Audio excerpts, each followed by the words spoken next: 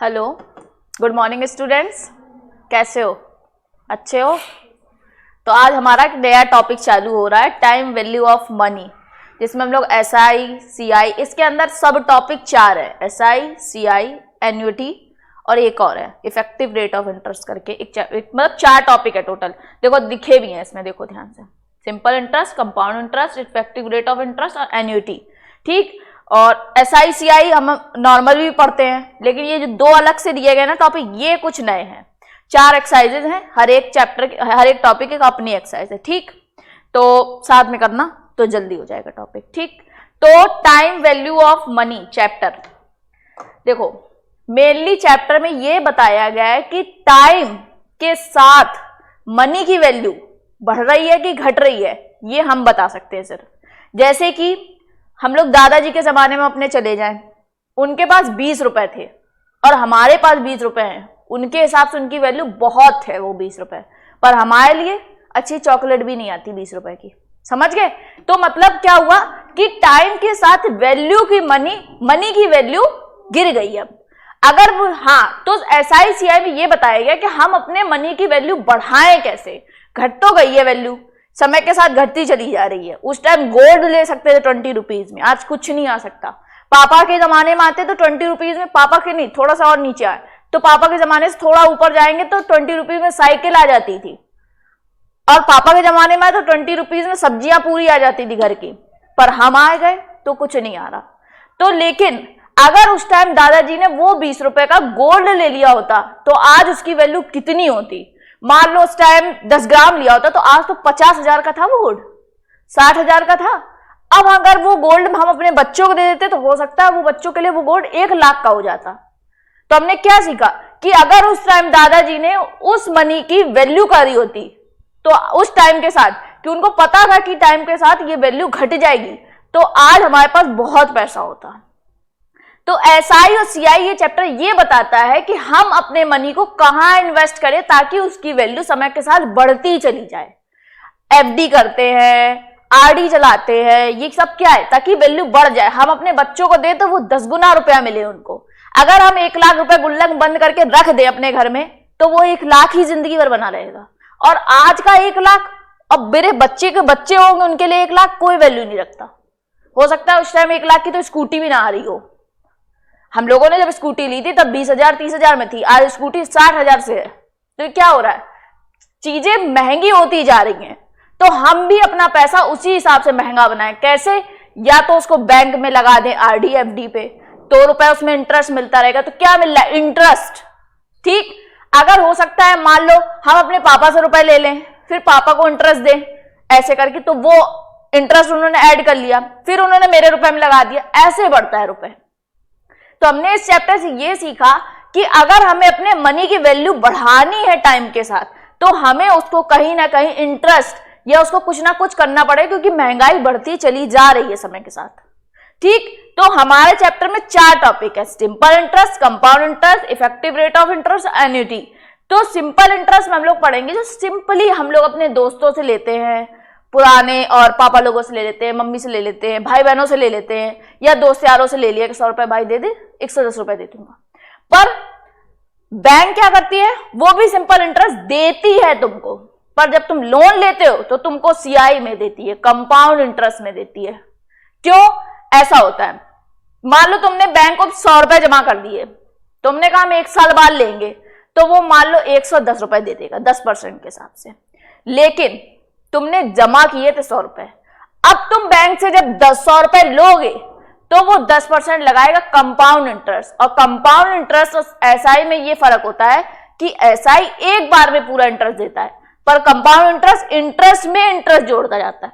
अगर मान लो तुम 1 साल बाद सीआई में लोगे, लोन तुमने लिया है, अगर तुम उसको दोगे तो पहले तुम 100 रुपए तो दोगे, ऊपर से 10% इंटरेस्ट साथ 10 रुपए और दोगे, और अगर 1 साल लगा दिया तो उस 10 का भी इंटरेस्ट दोगे, 11 रुपए और दोगे, क्योंकि 100 का भी 10 और 10 का भी 1, ऐसे करके। तो हम यहाँ पे फॉर्मूला सबको पता होगा, PRT/100। ठीक, शॉर्टकट भी पढ़ेंगे ताकि डायरेक्ट आंसर निकले। कैलकुलेटर लाए हो ना? ठीक है, कैलकुलेटर का यूज करेंगे जहां यूज होगा, बाकी शॉर्टकट इतना इजी बता देंगे कि क्वेश्चन ही खत्म हो जाना है। ठीक, और देखो एक चीज और, जब किसी चीज की वैल्यू बढ़ेगी, जो हमारी शॉर्ट ट्रिक है वो एक चीज पे डिपेंड है कि मान लो कोई भी चीज शुरू होती है वो होती है 100 से, परसेंटेज देखा है 100 से, अगर चीज बढ़ रही है तो वो उतने परसेंट बढ़ जाएगी, किससे? 100 से बढ़ेगी। अगर 20% चीज बढ़ रही है तो 100 से बढ़ेगी 120, समझ गए? अगर चीज घट रही है तो किस हिसाब से घटेगी? 100 से घटेगी। 30% डिक्रीमेंट हो रहा है या डिक्रीज हो रही तो कितना बचा? 70%, समझ गए? वो ये कहेगा कि हमें 20% इंटरेस्ट मिला है और बताओ अमाउंट 20% मिला है, जितना प्रिंसिपल था उसमें कितना 20%?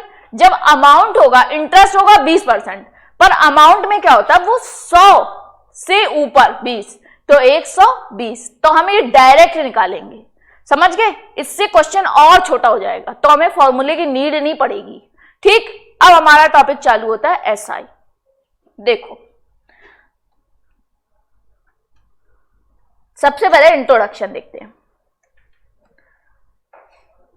लिखा है पीपल का earn money for spending it on housing, food, clothing, education, entertainment, some extra expenditure. देखो money can be borrowed from friends और मनी लेंडर्स और बैंक।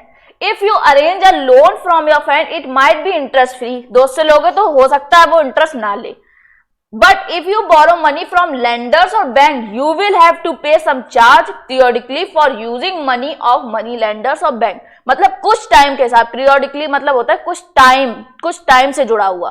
ठीक, this charge is called interest. Interest वो होता है जो कुछ समय के साथ, हो सकता है महीनों में ले, हो सकता है दिन में ले।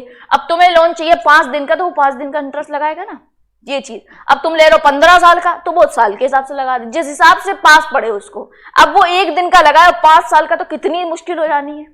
365 डेज ऑलरेडी है, फिर 5 और मल्टीप्लाई तो वो साल में लगा देगा। 1 साल का इतना, महीने में भी नहीं लगाएगा क्योंकि उसके लिए दिक्कत हो रही ना, तो वो साल का जोड़ेगा। फिर लिखा है पीपल में invest their saving in debentures और लेंड टू अदर पर्सन और simply deposit it on bank. मतलब इंटरेस्ट को अर्न करने के लिए, देने के लिए तो बैंक से लोन लेगा, पर इंटरेस्ट बैंक से लेने के लिए वो क्या करेगा? या तो शेयर्स खरीद लेगा। शेयर्स अगर मान लो हमारे दादाजी ने उस टाइम रुपए में रिलायंस के शेयर ले रखे हो तो आज लाखों में कीमत थी उनकी, क्योंकि उस टाइम शेयर वो मुश्किल से हो सकता है 5 पैसे का हो, और आज शेयर तो वो 5000 का हो गया है। ये होता है फर्क। फिर क्या लिखा है? If you want to earn interest तो यू हैव टू डिबेंचर्स और lend it to other person. या तो किसी और को दे दो, यही कर सकते हो इंटरेस्ट कमाने के लिए, या तो बैंक में जमा करो, बैंक से लो, या अपने दोस्त को दे दो, दोस्त से लो, और या तो शेयर खरीद लो, फिर उसका इंटरेस्ट खाओ। ये चीज होती है। फिर लिखा है व्हाई इज इंटरेस्ट पेड। मतलब ये लिखा है इंटरेस्ट क्यों लेना चाहिए या क्यों देना चाहिए। ये लिखा है first point, time value of money. ये लिखा है टाइम वैल्यू ऑफ मनी, क्योंकि मनी की वैल्यू टाइम के साथ कम होती जा रही है, इसलिए हमें इंटरेस्ट लेने की भी जरूरत है और इंटरेस्ट देने की भी जरूरत है। ठीक, लिखा है देखो the sum of money received in future is less valuable than it is today. आज जितना वैल्यू हमारे लिए, मान लो आप 100 रुपए तो चाहिए ही चाहिए भाई, देखो 10 रुपए के कुछ नहीं रहा, आप कुछ मिलता ही नहीं 10 रुपए का। 100 रुपए लिए तुमने, 100 रुपए लिए, आज 100 रुपए ले रहे हो, पर क्या हमारे बच्चों के लिए 100 रुपए काम आएगा? नहीं, उनको फिर 500 का नोट दो क्योंकि वो वैल्यू गिर गई है। ठीक, तो क्या लिखा है the sum of money received in future. अब 100 रुपए हम बचा के रख दे, नहीं हम अपने बच्चे को देंगे 100 रुपए। ठीक, तुमने बड़े प्यार से रखे, क्या लिखा है? लेकिन फ्यूचर में उसकी कोई वैल्यू नहीं रखती। तुमने भले 100 रुपए अपनी पॉकेट मनी बचा कमाए हो, पर तुम जब उसको दोगे तो उसके लिए बेकार हो गए। हमारे छोटे भाई बहन है जो हमको 10 रुपए मिलते थे यूज करने के लिए, वो उनको नहीं मिलते आज वो कहते हैं पापा 10 रुपए खाते क्या है। ये चीज है। देखो नेक्स्ट लिखा है अपॉर्चुनिटी कॉस्ट। अपॉर्चुनिटी कॉस्ट मतलब कि हम अपने रुपए को बढ़ाए कैसे, इसके लिए अपॉर्चुनिटी ढूंढ रहे हैं, जैसे कि शेयर किसी और को देना, बैंक में जमा करना है, तो ये अपॉर्चुनिटी कॉस्ट है, क्योंकि अपॉर्चुनिटी से वैल्यू ऑफ मनी बढ़ रही है, उसकी कॉस्ट बढ़ रही है। लिखा है the lender has a choice between using his money in different investment, तब उसकी वैल्यू बढ़ जाएगी। लिखा है थर्ड पॉइंट इन्फ्लेशन।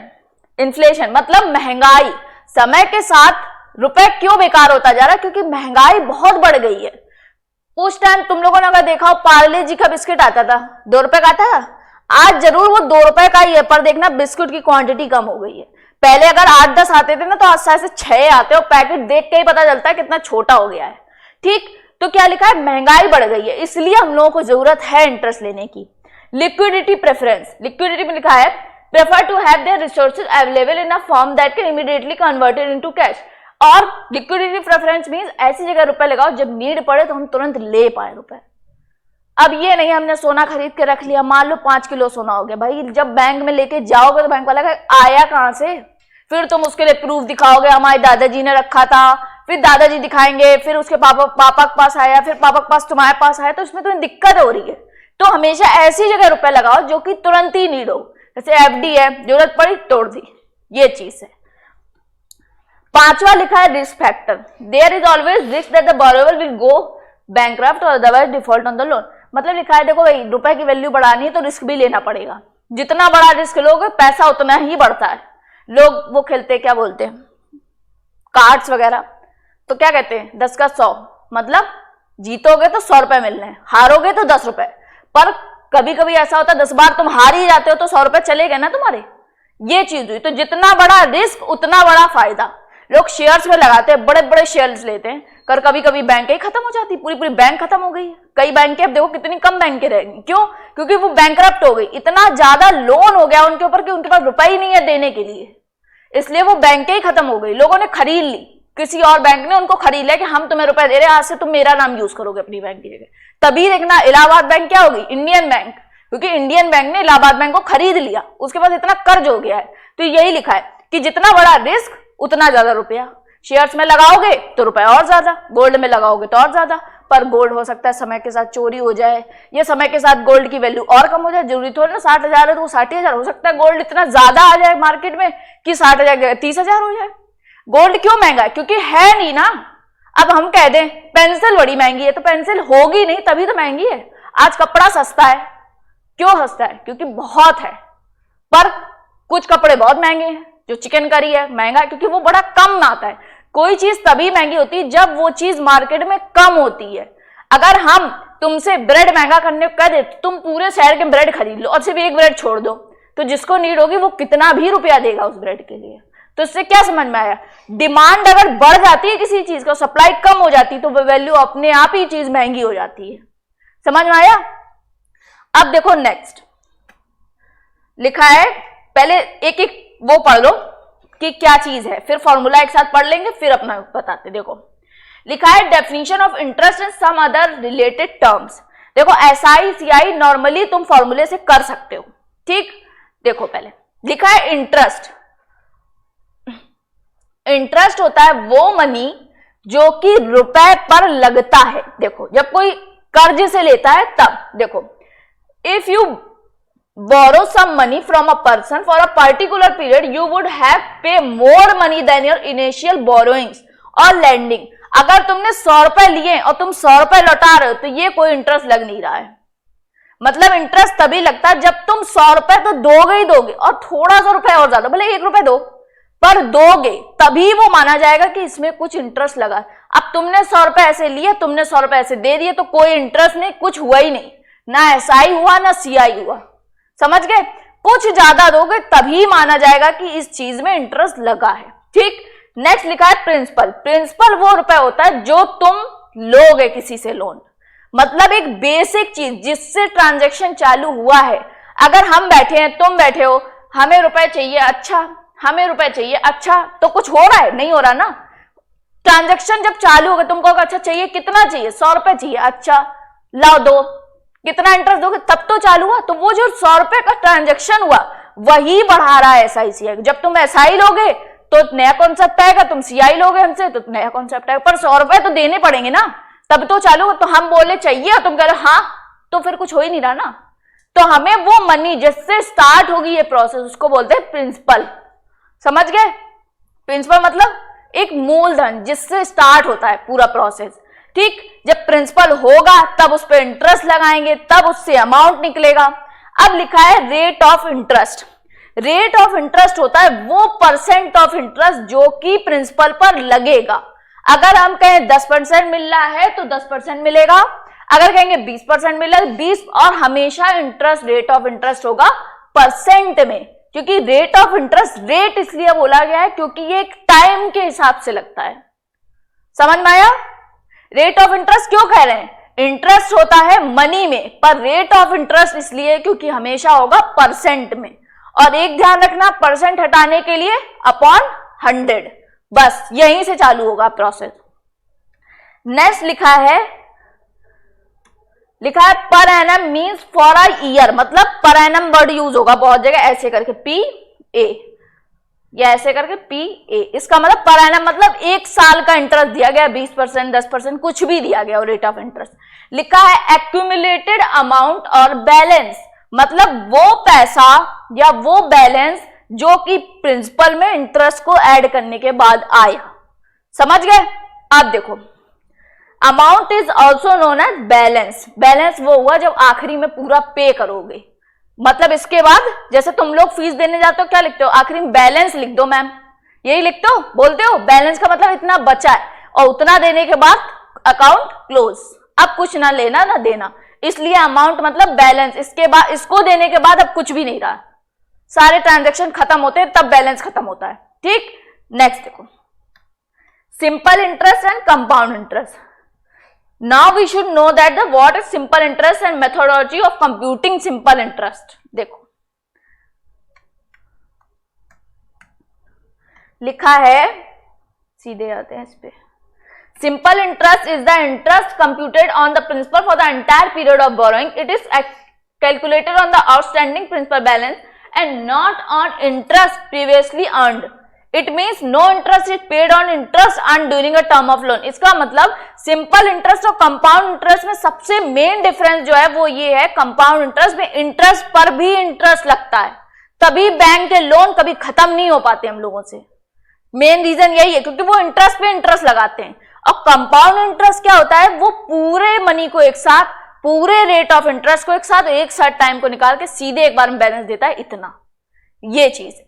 और कंपाउंड इंटरेस्ट में एक बार प्रिंसिपल, एक बार इंटरेस्ट, एक बार टाइम, एक सॉल्व हुआ, फिर उसको जोड़ दिया, फिर तो उसमें इंटरेस्ट पर इंटरेस्ट जोड़ता जाता है। इसीलिए हम लोग अगर बैंक जाते हैं तो 10 लाख का लोन देते हैं तो हमको कम से कम 12-13 लाख रुपए देना पड़ता है, क्योंकि वो इंटरेस्ट पे इंटरेस्ट जोड़ता जाता है। अगर मान लो 10 है, वो भी खत्म नहीं होता, हर किस्त में इंटरेस्ट जोड़ता है अलग से। इसलिए अब देखो, पहले इसका फॉर्मूला दिया गया है, फॉर्मूला दिया I is equal to PIT upon PIT, जिसमें ये छोटा वाला I है रेट ऑफ इंटरेस्ट और बड़ा वाला I है इंटरेस्ट। ये है मनी के तौर पे और वो है रेट के तौर पे, मतलब वो होगा परसेंट में। ठीक, P है प्रिंसिपल और T है टाइम। समझ गए? अमाउंट क्या है? P into I। अमाउंट होता है प्रिंसिपल और प्लस इंटरेस्ट। ठीक, I is equal to A minus P, normal सी बात है, जब I निकालना है तो ये पॉजिटिव यहां के नेगेटिव हो जाएगा, अमाउंट माइनस प्रिंसिपल, मतलब कोई फॉर्मूला याद करने की जरूरत नहीं, वो तो अपने आप ही दिख रहा है कि बन रहा है। ठीक, अब देखो, इंटरेस्ट निकालने के लिए फॉर्मूला है P into R into T। R है रेट ऑफ इंटरेस्ट, समझ गए? T है टाइम और P है प्रिंसिपल। अब देखो, अब एक छोटा सा क्वेश्चन दिया, पहले वो देखते हैं। देखो, how much interest be earn ₹2000 6% 2 years। पहली चीज, इंटरेस्ट, सिंपल इंटरेस्ट सबसे इजी कॉन्सेप्ट है इसका, सबसे क्यों? क्योंकि इसमें एक बार में ही इंटरेस्ट बनता है। देखो कैसे, इसमें 2000 दिया, पहले फॉर्मूला देखो, फिर शॉर्टकट दिखाते हैं। P R T अपॉन 100 कितना आया? 240 आया। अगर वो कहेगा अमाउंट, तो अमाउंट में प्रिंसिपल कितना है 2000 और इंटरेस्ट कितना लिखा है 240, 2240, ये आ गया हमारा अमाउंट, ये आ गया हमारा इंटरेस्ट। ठीक, इसमें पूछा गया था सिर्फ इंटरेस्ट। अब देखो क्वेश्चन कैसे करना है, देखो तुम्हारे आंसर निकले रखे हैं, अब देखो कैसे करते हैं। शॉर्टकट, प्रिंसिपल क्या है 2000, एसआई में क्या होता है, जो रेट होता है और जो टाइम होता है वो पूरा एक बार में लगता है मल्टीप्लाई करके। 6 2 जा 12 हुआ, 12 क्या हुआ परसेंट, क्योंकि यहां परसेंट लगा है। ठीक, प्रिंसिपल से निकाले, प्रिंसिपल पर ही लगेगा रेट, इंटरेस्ट निकालना है तो सीधे 12%। 12 2 जा 24 हुआ। अगर वो कहे अमाउंट तो हमने क्या बताया था, 100 से ऊपर, क्योंकि पैसा कम नहीं हो रहा, पैसा बढ़ रहा है। 2000 100 से ऊपर तो 112 अपॉन 100, 4 2 2 0 आ गया डायरेक्ट। समझ में आया? क्या कहा था, इंटरेस्ट जो होता है वो 100 से जुड़ेगा। ठीक, पॉपुलेशन वाले क्वेश्चन होते हैं जिसमें कम होता है, बाकी सब में बढ़ता ही है। ठीक है, पॉपुलेशन है, इलेक्शन है, वो परसेंटेज है, एसआई में नहीं आना। ठीक, लेकिन बता रहे, सीखा, समझ में आया कि एसआई जो होता है वो उसमें इंटरेस्ट और टाइम का मल्टीप्लाई होता है, क्योंकि वो डायरेक्ट देता है।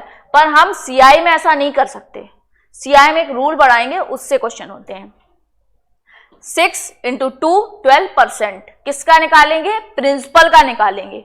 सीधे 12% निकालेंगे तो इंटरेस्ट निकलेगा, और अगर अमाउंट निकालना होगा तो 100 से ऊपर 112 का मल्टीप्लाई करेंगे। ये आप कैलकुलेटर में कर सकते हैं आराम से, 0 काट दो, 112 × 2। समझ गए? देखो नेक्स्ट क्वेश्चन। अब देखो पीआरटी अपॉन 100 तो हमने सीख रखा है ना पहले से, अब जो नया पढ़ाया उसको प्रैक्टिस करो। नेक्स्ट क्वेश्चन में देखो लिखा है, Sania deposited ₹50,000 in a bank for 2 years with interest rate of 5.5%। ठीक, हाउ मच इंटरेस्ट, इनका मल्टीप्लाई कर दें, 5.5 × 2 कितना आया, 11 आया। इसका निकालोगे 11%, 50,000 11 अपॉन 100 कितना आया, 5500। देख लो आंसर।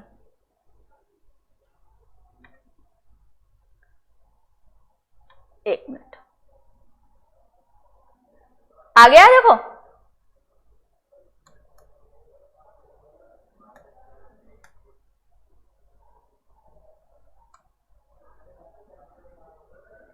कम हो जाओ भाई।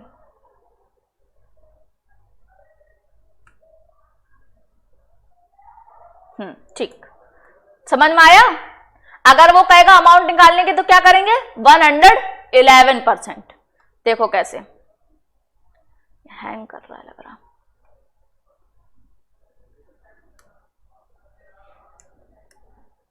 ठीक, क्वेश्चन नंबर 3 देखो, लिखा है, in an example 2 what will the final value of investment. Final value मतलब अमाउंट, समझ गए? एक्यूमुलेटेड अमाउंट, बैलेंस, कुछ भी पूछ सकता है, वर्ड याद रखो, बैलेंस पूछ सकता है, अमाउंट पूछ सकता है, एक्यूमुलेटेड अमाउंट पूछ सकता है, एक्यूमुलेटेड रुपीज पूछ सकता है। ये सब वैल्यू याद रखना है वरना भूल जाओगे क्या होता है फाइनल वैल्यू ऑफ इन्वेस्टमेंट। समझ गए? और देखो लिखा है फाइनल वैल्यू, अमाउंट कैसे निकालते हैं, हमने निकाला क्या था, 50,000 का 111%।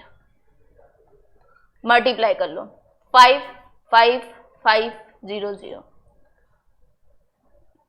आ गया, आया? या फिर इंटरेस्ट तो पहले ही निकाल लिया था, 5500 आया था इंटरेस्ट, और अमाउंट क्या होता है, प्रिंसिपल प्लस इंटरेस्ट। प्रिंसिपल कितना दिया गया था और इंटरेस्ट कितना है, 5500 आ गया। हमने ये इसलिए बताया, कभी कभी डायरेक्ट अमाउंट पूछता है तो हम क्यों फालतू में टाइम वेस्ट करें अपना इंटरेस्ट निकाल के और फिर उसमें जोड़े, तो हम डायरेक्ट ही निकाल लेंगे 111% या 112% या 120%। पर ध्यान रखना 100 से ऊपर, ये बहुत ध्यान रखने वाली चीज है। नेक्स्ट क्वेश्चन देखो, लिखा है Sachin deposited ₹1 lakh in his bank for 2 years at simple interest rate of 6%. How much interest would he earn, how much would be the final value of deposit. पहली बात 2 साल 6% 12% हो गया. अब देखो डायरेक्ट तुम्हारे पास तो कैलकुलेटर है ना, अपॉन 100 होता है, इसमें 2 जीरो कट जाएंगे, दिमाग से ही हटा लो कि 2 जीरो नहीं है.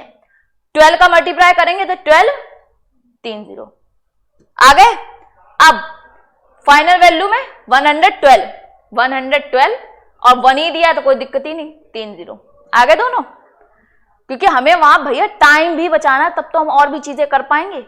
इसी में लगे रहेंगे तो फिर मैथ ही कर पाएंगे, लॉजिकल रीजनिंग तो रह जाएगी, स्टैटिक तो रह जाएगी, क्योंकि टाइम तो एक साथ मिलके ही 100 नंबर का पेपर बन रहा है, इसलिए। तो हमने सीख लिया, ये टॉपिक समझ में आया कि ये कितना इजी हो गया हमारे लिए। हमें कहीं भी PRT upon 100 amount is equals to P plus I नहीं लगाना, डायरेक्ट 100 में जोड़ दो इंटरेस्ट, और डायरेक्ट इंटरेस्ट निकालना तो इंटरेस्ट का मल्टीप्लाई। समझ गए? नेक्स्ट देखो question, example number 5, find the rate of interest if the amount owned after 6 month is इतना, बोरोड अमाउंट बिंग 1000। अगर ये 1000 ना भी देता हम फिर भी निकाल लेते। बताएं क्यों? अगर यहां पे रेट दे देता, इसने रेट नहीं दिया, इसीलिए इसे दोनों अमाउंट देने पड़े। अब ध्यान से देखो, अगर रेट होती तो हम रेट का ही मल्टीप्लाई इससे करते, अब वो हमारे पास नहीं है। मान लो हमने मान ली X%, यही तो मान रहे थे, तो 6 और मंथ में दिया है तो अपॉन 12 होगा, एक साल बना लें इसको, 1/2x होगा कुछ परसेंट में, और हमें मिला कितना इंटरेस्ट। ध्यान से देखो, ये 1050 और 1000 कितना इंटरेस्ट मिला? 50 मिला। यही तो है, क्योंकि ये अमाउंट है और ये क्या है? इंटरेस्ट है। तो ये कितना, मतलब ये क्या है? प्रिंसिपल है, तो ये क्या हुआ? इंटरेस्ट हुआ। ठीक, तो हमारा इंटरेस्ट कितना है? 50, यही हुआ। और ध्यान से देखो, अपॉन 100 भी तो होगा ना।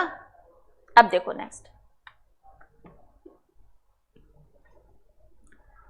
हमारा क्या आंसर आया? 10%। अब एक मिनट, इसी में चलते हैं यहीं पे। हाँ देखो, A माइनस P, तो ये कितना हुआ? 50 हुआ यहाँ पे, इज इक्वल्स टू P कितना था? 1000 इंटू R कितना है पता करना है, T कितना है? 6/12। समझ गए?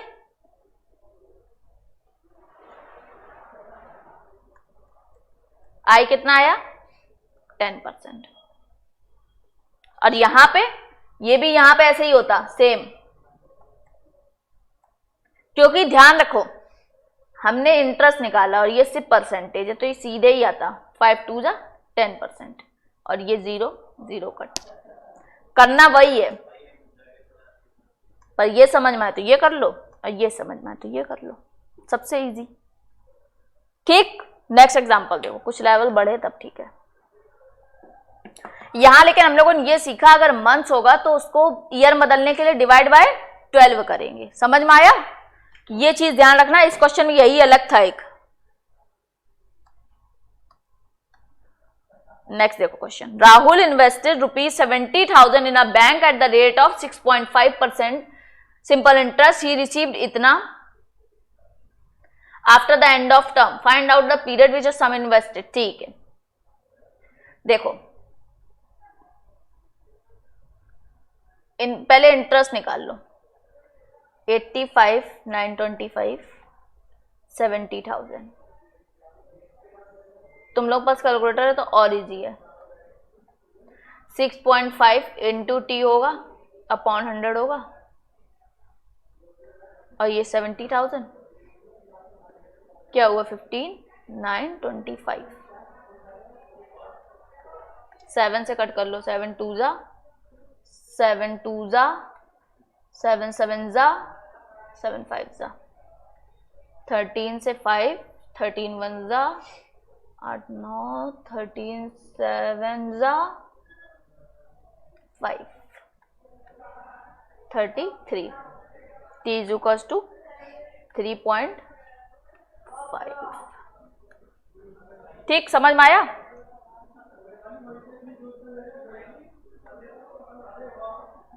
ये भी 0 कट गया, ये भी 0 कट गया, क्योंकि ये नीचे जब पॉइंट हटाओगे, ध्यान से देखना, ये पॉइंट हटाओगे नीचे 0 बढ़ेगा, इस 0 से ये 0 कट जाएगा और ये 0 नीचे आ जाएगा, तभी 35 हो गया है 3.5 ईयर्स। तो ये कितने हैं? 3 साल और 6 महीने करीब हुआ, 3.5 के हिसाब से, समझ गए? 3.5 साल, तो 3.5 में 3 साल तो होगा, 3.5 क्या होता है, 6 महीने तो होते हैं साल के, इसलिए। नेक्स्ट देखो, लिखा है Kapil deposited some amount in a bank for इतना years at this interest, Kapil received इतना at the end of term of money. ठीक, ये तो बिल्कुल सेम क्वेश्चन है ऊपर का, बस इसको 7 1/2% को लिख दोगे 15/2 ईयर्स, और रेट भी दे रखा है हमको, तो 15/2 रेट भी है, 6 है, 15 3 जा 40। क्या निकालना है? अमाउंट दे रखा है, तो अमाउंट के बराबर कर दो। अमाउंट क्या होगा 45 के हिसाब से, 145 इज इक्वल्स टू 10150। देखो कितनी बार कट रहा है ये, 7 बार कट रहा है, 7 4 जा 20 है, 30, हाँ 7 बार, और ये 0 है। ठीक, 7 बार कट रहा है और 100 मान रखा है, क्योंकि 145 है, 2 0। 100 देखो, 100 से इसलिए मल्टीप्लाई किया है क्योंकि हमने जब 145 कर रहे हैं ना, तो 100 को हमने प्रिंसिपल मान रखा है, लेट में ले रखा है कि 100 एक हमारा प्रिंसिपल है, तभी अमाउंट जोड़ने पे 145 हो गया है वो, और अमाउंट दे रखा था, तो जो वैल्यू आई वो हमने माइनस कर ली, मल्टीप्लाई कर ली। या सबसे बढ़िया फॉर्मूले में रख दो सारी चीजें, फॉर्मूला भी दे रखा है तुम लोगों को, समझ में आया? चले नेक्स्ट क्वेश्चन पे।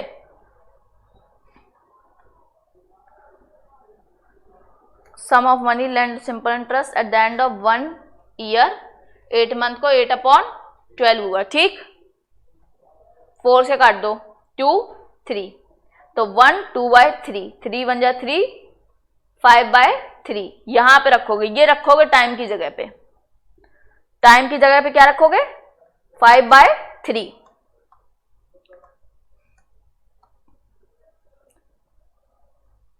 अब एक काम करते हैं हम लोग, अपनी एक्सरसाइज पे चलते हैं। देखो कुछ, हाँ एक्सरसाइज तो आ गई फिर, ठीक है। देखो question number 1, SI on rupees, exercise number 4A question number 1, SI on 3500 rupees for 3 years 12% is, interest निकालना है, 12 3 जा 36 हुआ, तो 3500 इंटू 36 अपॉन 100 मल्टीप्लाई कर दो।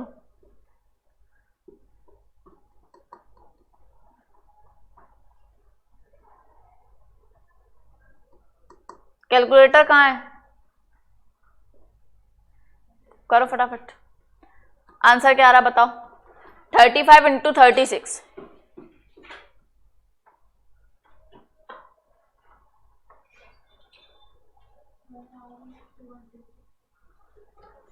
ऑप्शन बी सही है। नेक्स्ट देखो क्वेश्चन नंबर 2, प्रिंसिपल दिया है 5000, रेट दिया 15%, टाइम दिया 4 1/2। ठीक, तो 4 1/2 को चेंज कर लो, तो 4 1/2 क्या होगा, 4 2 जा 8, 9/2। ठीक, 9/2 और रेट कितना है 15, और प्रिंसिपल कितना है, इसी में तो लगाओगे अपॉन 100।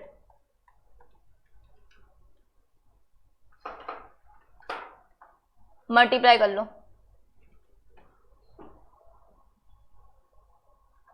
25 इंटू 135, 3375। समझ गए, सब करना।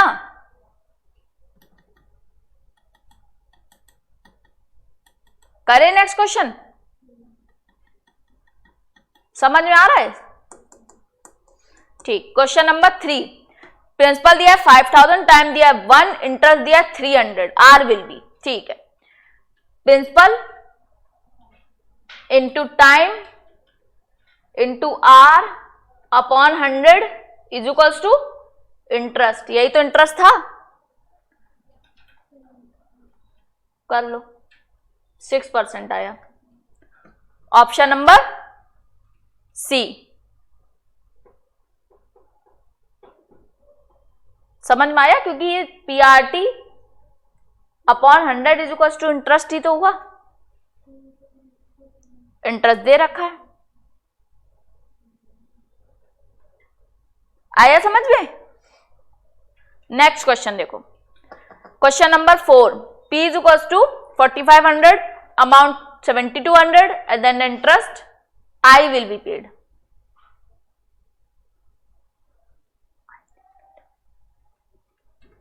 इसमें ध्यान से देखो, इन्होंने टाइम नहीं दे रखा ना, देखना तुम लोग और तुम्हारे लोगों में question number 4।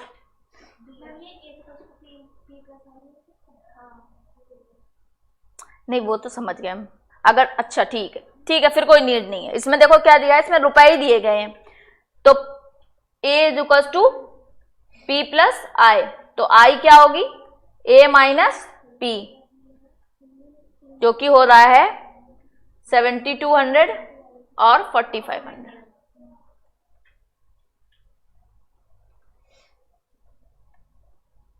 Option number D. Next question देखो, P अमाउंट दिया गया है, प्रिंसिपल दिया गया है, टाइम दिया गया है, रेट निकालना है। ठीक, तो पहले इंटरेस्ट निकाल लेते हैं। 16500 और 112,000, 4500 आया। अब फॉर्मूला लगा देते हैं, 12,000 टाइम हुआ 5/2,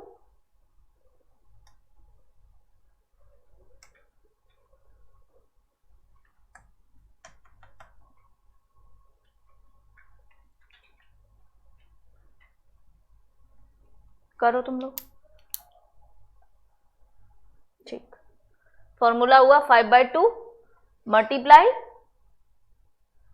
रेट निकालना है अपॉन 100। कितना इंटरेस्ट निकाला था? 4500।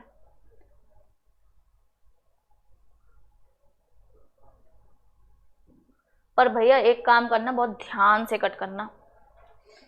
90 आया, 15%, ऑप्शन नंबर ए। बहुत ध्यान से करना है इसमें क्वेश्चन, जरा से में 0 का ही वो हो जाता है फर्क।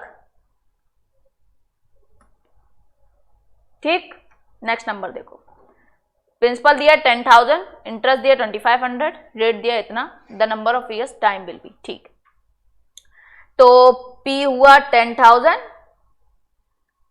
R दिया है 12, 1/2 क्या हुआ? 12 2 24, 25/2, 25/2 multiply T upon 100 is equals to 2500।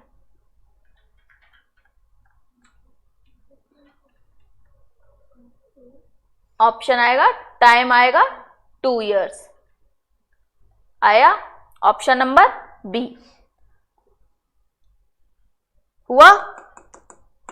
सब करना साथ में, ना आए तो पूछना।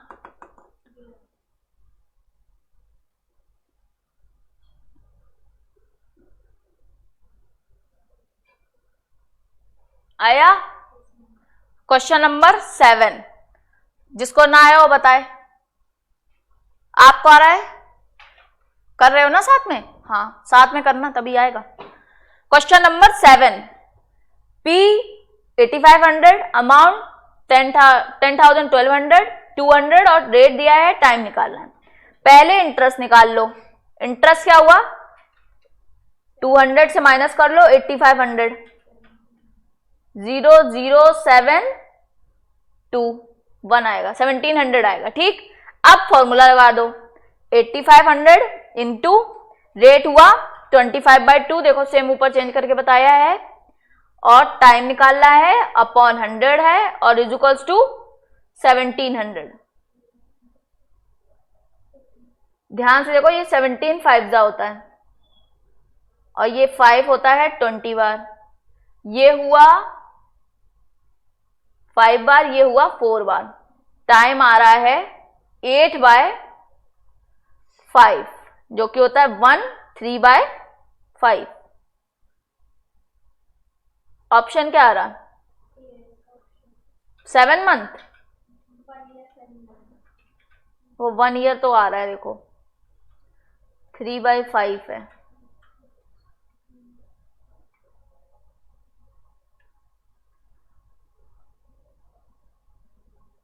1700 ठीक है।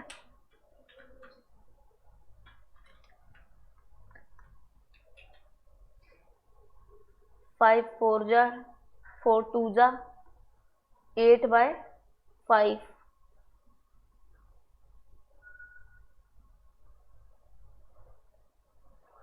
28/5 1 जा हुआ 3/5 हुआ 12 3 36 हुआ। ये तो ऑप्शन ए आ रहा है। 7 मंथ तो आ ही नहीं रहा इसमें पैसे। 6 मंथ भी कैसे आ रहा है?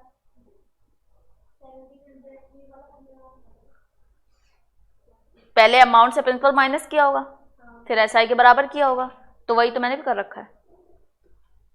फिर से कर लेते भाई, साफ साफ से। काटने में ही कहीं मिस्टेक होती है हमेशा। देखो इंटरेस्ट क्या आ रहा है? 1700 आ रहा है। प्रिंसिपल क्या है? 8500। रेट क्या है? पहले रेट चेक कर लो तुम लोग अपने में। 25/2 रेट है और टाइम है अपॉन 100 है। यही तो हुआ। 0 से 0 कैंसिल। 17 से ये गया 5 बार, 25 से ये गया 4 बार, वही आ गया 4 2 जा 8/5। और 7 मंथ आने के लिए जब 1 हुआ 3/5 हुआ,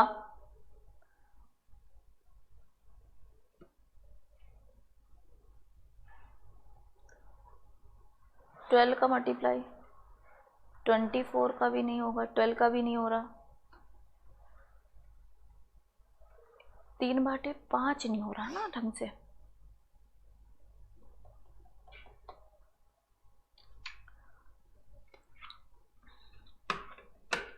रुको ऑप्शन देखती हूँ मैं। देखो इस क्वेश्चन में ये प्रॉपर कैलकुलेटर से भी पूरा नहीं सॉल्व होगा। देखो कैसे हो रहा है।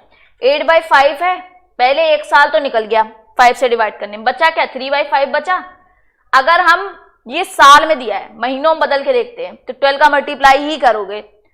12 3 जा 36/5, 7 5 जा 35 होगा। फिर भी एक बच रहा है, वो 1/5 इंटू डेज करेंगे, 365 डेज। वो उन्होंने नहीं लिखा है आंसर में, क्योंकि प्रॉपर कटने के लिए तो हमारा क्या टाइम है? 1 साल 7 महीने और कुछ दिन आएगा। इसलिए क्वेश्चन ऑप्शन नंबर ए सिर्फ होगा 1 साल 7 महीने के हिसाब से, क्योंकि आगे के जो दिन है वो यहाँ पे नहीं आएंगे। अगर पॉइंट भी लोगे ना, तो पॉइंट पे तुम लोगों ने देखा होगा 1.6 आ रहा है कैलकुलेटर से, तो पॉइंट हटाओगे तो 10 आएगा। तो ये भी ध्यान से देखो, 8/5 ही लिखा है ना। 1.6 का अगर पॉइंट हटाओगे तो 8/5 ही लिखा है। तो दोनों से आंसर वही आ रहा है, क्या कि 7 महीने और कुछ दिन आ रहे हैं, वो दिन नहीं लिखे हैं ऑप्शन में। ठीक, नेक्स्ट देखो। नेक्स्ट लिखा है the sum required to earn a monthly interest of 1200 at 18% per annum SI is. सम पता करना है, 18% पर एनम एसआई। ठीक है, या तो सिंपली इसको फॉर्मूले से कर लो अमाउंट निकालने के लिए। टाइम इन्होंने 1 साल ही दे रखा है, पर एनम लिखा है एसआई, और पर एनम अगर लिखा होता टाइम तो लिखते पर एनम के हिसाब से 1 साल लेंगे। ठीक, तो पीआरटी देखो, पी हुआ 1200, हाँ, इंटरेस्ट दिया गया है ये, रेट दिया गया है ये, और sum required to earn. Sum required to earn मतलब प्रिंसिपल निकालना है। ठीक, तो प्रिंसिपल पता नहीं हमको, रेट दी गई है 18%, टाइम दिया गया है 1 साल is equal to upon 0 is equal to 1200 upon 18।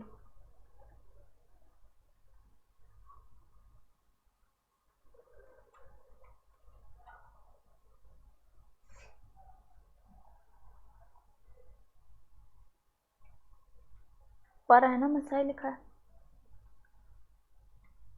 Option number देखना, आंसर क्या आ रहा है? 80,000 आ रहा है। ये कैलकुलेटर्स करके देखना। सब करना भाई, कुछ डाउट हो तो पूछ लेना। तभी बोला था कैलकुलेटर लेके आओ, क्योंकि कैलकुलेटर से एग्जैक्ट डिजिट आ जाती है, और हम लोग जब करते हैं ना सॉल्व तो नहीं आती।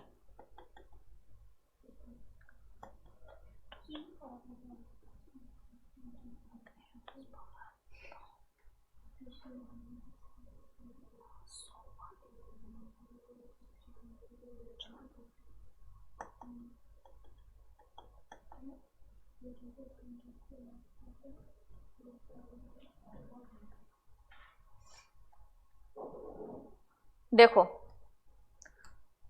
अच्छा ये बताओ तुम लोगों ने ये क्वेश्चन कैसे किया है? हाँ यही। अच्छा ऑप्शन से कर रहे हो, पर पता है ये कैसे हो रहा है? देखो बिना ऑप्शन से देखो कैसे करना है। मंथली इंटरेस्ट लिखा है, ध्यान से देखो, इसका मतलब 1 महीने का इंटरेस्ट ये लिखा है, समझ में आया? तो पूरे साल में कितना होगा? 12 ही महीने तो होते हैं, 12 इंटू 1200 कितना हुआ? 144। तो हमारा टोटल इंटरेस्ट आया 144,000। ये इंटरेस्ट बना है पूरे साल का, इसीलिए ऑप्शन के हिसाब से इंटरेस्ट बहुत कम है ये, तभी मैंने देखा उसको। क्योंकि अगर 18% किसी में भी लगा रहे हैं ऑप्शन में तो 18 5 जा, फिर 18 6 जा, 18 8 जा, नॉर्मल सी बात है साल का ज्यादा ही निकलेगा, और वो मंथली लिखा है, मतलब 1 महीने का इंटरेस्ट दिया गया था ये। अब इसको इंटरेस्ट को बराबर करेंगे, पी आर है 18, टाइम है 1/100। समझ में आया? अब है ऑप्शन नंबर सी। नेक्स्ट देखो question number 9, a sum of money amounts to, मतलब अमाउंट दिया गया है इन 2 years एंड इतना in 3 years, the principal and the rate of interest. चाहे ऑप्शन से कर ले जाओ क्योंकि कैलकुलेटर है, और कैलकुलेटर नहीं है तो होना चाहिए क्योंकि कॉमर्स के हो, ठीक, और पेपर में भी अलाउ हुआ है। यहां पे करके देखते हैं। देखो 1 साल में इंटरेस्ट कितना मिल रहा है, ध्यान से देखो, दोनों का पहले डिफरेंस देखो, ये 400 प्लस है, ये 200 है, तो 8 4 12, 1200 रुपए इंटरेस्ट मिल रहा है। अब देखो ऑप्शन में कौन सा ऐसा है जो 1 साल में 1200 इंटरेस्ट दे रहा है। ऑप्शन देखो पहले तो,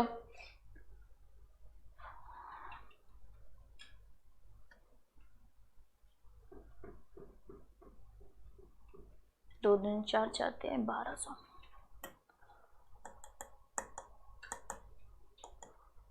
आया नहीं आ रहा? पहले आंसर देखो, ऑप्शन नंबर क्या है? ए है। तो भाई तुम लोगों के पास तो कैलकुलेटर है, करो, मैं बता रही हूँ क्या करो। 3800 इंटू 31.58%।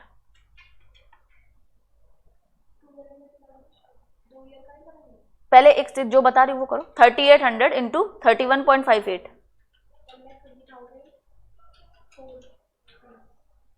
1 लाख। अच्छा ठीक, अब मल्टीप्लाई कर दो 2 का,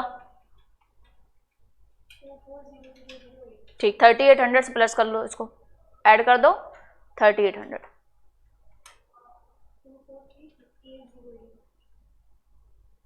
243808। कैलकुलेटर यहाँ पे नहीं है क्या?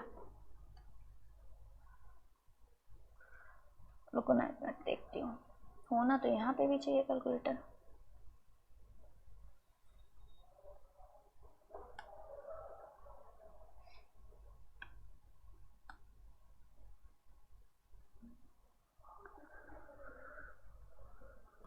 देखो एक काम करते हैं, पूरा सॉल्व करते हैं। देखो इसमें लिखा है, अगर मान लो ऑप्शन नंबर 1 है 3800 इंटू 31.58 इंटू 2/100, ठीक। अब जो आएगा उसमें फिर प्लस कर देना 3800। अब जरा अपने कैलकुलेटर से इसको सॉल्व करो, पूरा जो लिखा है 38 इंटू 31.58,